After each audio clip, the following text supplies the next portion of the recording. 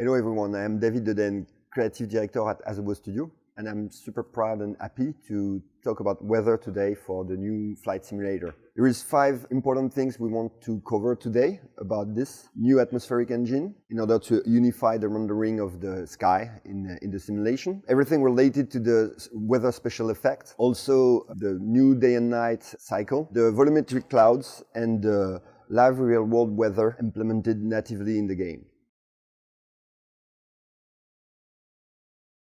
So, to start with the new atmospheric simulation, we had to completely restart from scratch this aspect of the sim, because we really wanted the lighting of the world to be as realistic as possible and to take advantage of new techniques coming from the video game industry to make this as best and as realistic as possible. So, in this case, the new scattering systems allows us to unify all the different sources of light and to render all of them all together.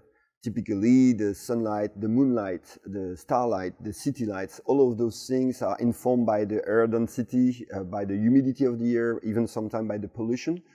And all those different layers of atmosphere are taken in account to scatter all the photons coming from those different light sources. So the shadows have also been really improved. Now the mountain casts shadow on the clouds, the clouds cast shadow on the mountains, the clouds cast shadow on themselves, and all of those different layers of clouds cast shadow on the ground, which gives a general feeling of realism which is never seen before. So now, what about the new weather special effect? We've got now a fully volumetric 3D rain natively in the game.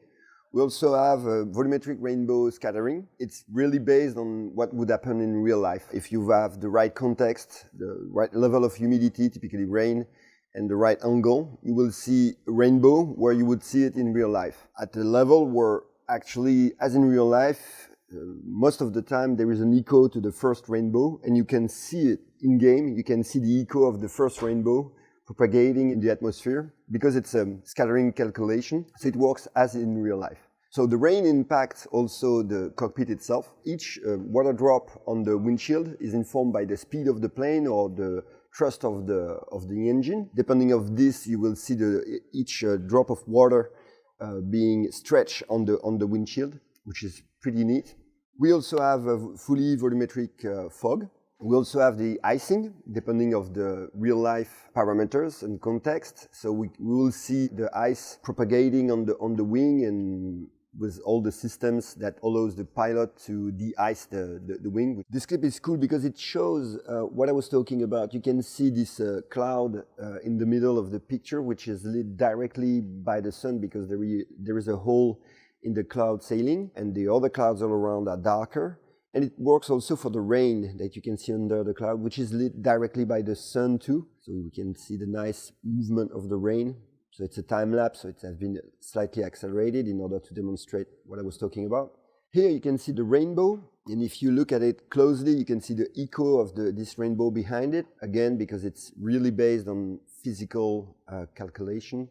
Here you can see the rain impact the cockpit rendering, and typically the way the water propagates on the windshield itself. And you can see that depending on the speed, the drop of water will be stretched in the direction of the wind, which is pretty neat.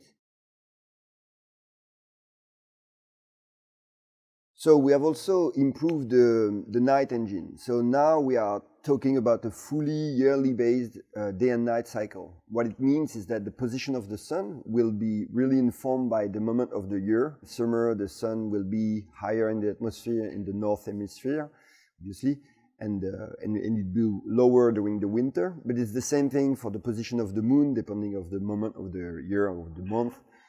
Same thing for the stars, which will have their accurate position in the sky. We have also completely revamped the lights on the ground.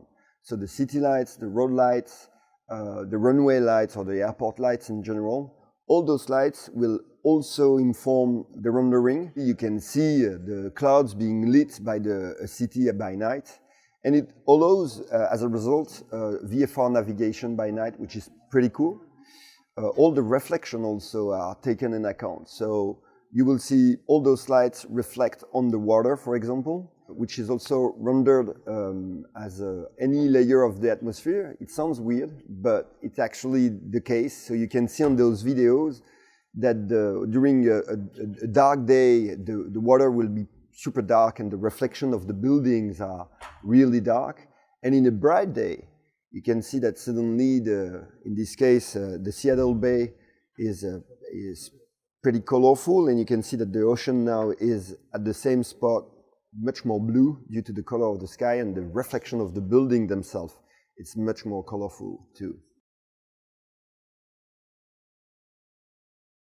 So now a few words about the volumetric clouds. To us, they are a little bit the star of the show, because obviously they are super important during a flight. They are generated based on 32 layers from sea level to high altitude.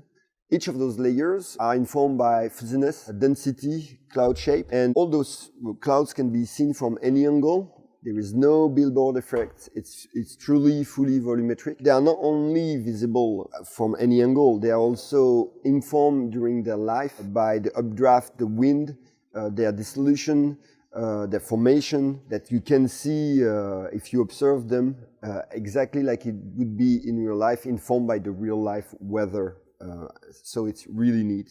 Thanks to this system, we basically have a native support of all the cloud types. Depending of the width of the layer or the density of the layers, we can basically display any type of clouds thanks to this system, which is super cool. And we simulated this all around the globe, and the view distance is 600 kilometers, which is really important because especially when you fly in airliners, you can see them from very far, and we still have the same level of accuracy, which is really great. In this video, we can see that even inside the cloud, the density of the cloud can evolve, and that when we go under them, you can see that the clouds cast shadow on themselves. Those two layers of clouds also cast shadow on the ground. On this one, you can see how the updraft informed the formation of this storm. As a result, now I would like to show you this video where we can see the different type of preset we've got in the game. You can change them on the fly, from clear sky to broken sky to stormy weather to rain, etc. All those presets are accessible directly from the in-game interface. So I would like to show you now something pretty cool that you haven't seen before, is the ability for the user to change seamlessly the time of the day just with this slider. It's real time, no loading, and it's really cool. Hope you enjoyed it. So now a few words about the live real world weather. Based on everything I've said so far on the weather system, the architecture of the rendering of the weather has been made in order to also be able to receive real world data and to inject those data directly in the engine to represent the real world as close as the data we actually collect all around the world. Those data are somewhere around 60 different layers everywhere in the world. Each of those layers, again, define the level of humidity, density, fuzziness of the different clouds type. We inject that directly in the engine, and it gives us as a result exactly what we would observe in real life. If there is a cold front in real life or hot front in real life, a storm, if it rains somewhere, all of that will be directly injected into the engine and will reflect what happens in real life. So on top of the information related to the clouds themselves, there is also all the information related to pressure, to humidity, to temperatures, to wind gusts. So as a result, we have a native support of Jetstream, for example. So your navigation will be based on actual weather information that you will have to take in account, which is super important, typically for airliners, where the navigation is really based on the speed of the wind on higher altitude. So on this video, you can see a screenshot of a website with real-life data, how we put this in the menu of the game, and how you can actually see the exact same clouds in-game. So to conclude this video, there is 3 highlights. The fact that we have a full spectrum weather that you can edit on the fly, real-time, seamlessly. That we have a fully volumetric sky, and also that the live real-world weather data can be injected natively in the engine and gives you exactly what you would have in the real world. So I hope you've enjoyed this video. Thank you for watching. See you soon.